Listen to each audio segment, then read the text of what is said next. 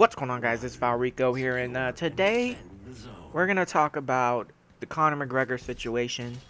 And the basis of the video is egos, and that'll be the subject of this video because that whole situation just outlines egos being a problem when it comes to getting things done or it getting in the way. And ego is like an emotion, like it just gets in the way of certain things that could have been great.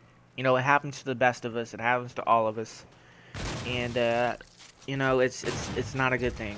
So let's just get into it. Conor McGregor was supposed to come to a press conference in Las Vegas.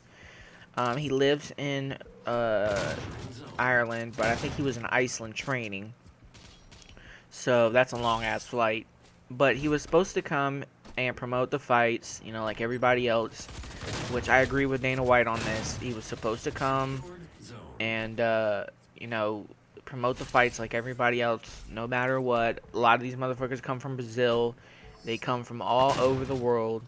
There's no excuse on why you can't just show up. You can bring your trainers with you, all that good stuff.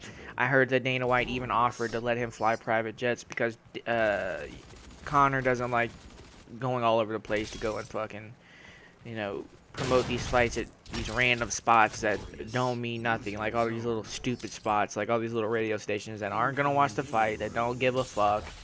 He wrote in his open letter, he said, I don't want to go to, Tom and Susie's don't give a fuck, or no one listens to fucking radio station that talk about the fight that they're never gonna watch or care about.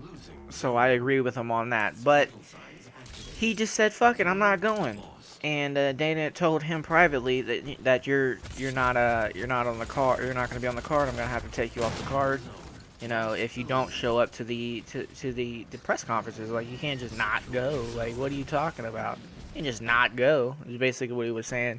And Conor said, "Fuck you," I guess basically, and just said, "I'm not going." And Dana comes on Sports Center and announces that Conor McGregor will not be fighting at UFC 200, and he's looking for other people to fight Nate Diaz or possibly replacement fights altogether. And then Conor McGregor does what Conor McGregor does. He's fucking retarded. He's fucking hilarious. He goes on his Twitter and he says, "I'm retiring," and it's funny because Conor promoted more in that one tweet than he could have ever promoted going to that fucking press conference. So it ended up being a good thing irregardless. He goes on there and says, "I'm retiring," and that motherfucking tweet gets more favorites and retweets than Kobe Bryant saying he was retiring. That's fucked up. That's crazy. But that's what happened. So after that tweet, Dana goes on to, continuously deny that he's going to be back on the card. It's just not happening. He's not going to be reinstated on the card, and that's just the bottom line because, Dana White says so. And at this point, it's just a lot of ego getting involved with this situation altogether. I feel like if they both would have gotten on the phone a lot sooner, they would have resolved this issue a lot quicker. This whole fucking back and forth. No, you're not getting on the card. Well, no, I'm just gonna, say I retired on Twitter and troll and get everybody, you know what? That tweet is so fucking powerful that nobody even cared about UFC 200. Well, I cared, but like nobody even really was paying attention to UFC 200 because it was so far away. But now everybody knows about UFC 200. And we don't know the date, but we're counting down the pay-per-view till UFC 200, and we know it's coming. That's all that, for the casual fan, they're not going to know the exact date, but I think it's in, like, July or something like that. I think it's July 7th that the pay-per-view is going to go down, but, for the casual fan, they don't know what the fuck's going on. They're like, okay, well, when we get to UFC 200, such and such is going to fight. And that such and such is hopefully Conor McGregor versus Nate Diaz. But we digress. We can continue on with Conor, like, the next day continues to talk shit and troll, and, well, not even really talk shit. He was just fucking saying, listen, I'm not worried about none of that. He says on Twitter, "I've got my bills paid, my money made, and the entire game slayed, bars." And then he puts hashtag your move, basically betting them, goading them into, just fucking trolling them, basically. It's just fucking, It's craziness. So, you know, after that tweet, the very next day actually was the press conference that Conor was supposed to go to. And, uh, you know, he was watching and he was, you know, he's seen all the people that were there. And Nate Diaz was there, and he was like, "No, I'm not fighting anybody except for Conor McGregor." He kept saying this shit over and over and over and over and over again at the press conference every time people asked him a question. And Dana White was standing right to the right of him, and he saw everything, and all he could do was sit there and smile because he had nothing. There was nothing he could say. And you know, Ariel Helwani got up and said, "Well, if the people want this fight to happen, Conor and Nate want this fight to happen. There's a lot of money involved, so I know you guys want the fight to happen. So what's the problem, basically?" And and Dana was like, "Well, it's just not fair, you know. He doesn't show up to the press conferences, you know." Da, da, da, da. You know what I think the problem is they have no control over Conor McGregor at all because he's bigger than the UFC at this point. You know, that's the same thing that happens with wrestling. And the WWE, Vince McMahon wants to control and keep everything down. He doesn't want any of his stars getting big like The Rock to where they can just leave and go do whatever they want to do. You know, he wants to keep them controlled and just keep them in their little wrestling area. Don't let them get too bigger than what they are. That's exactly what's happening with this UFC and Dana White situation.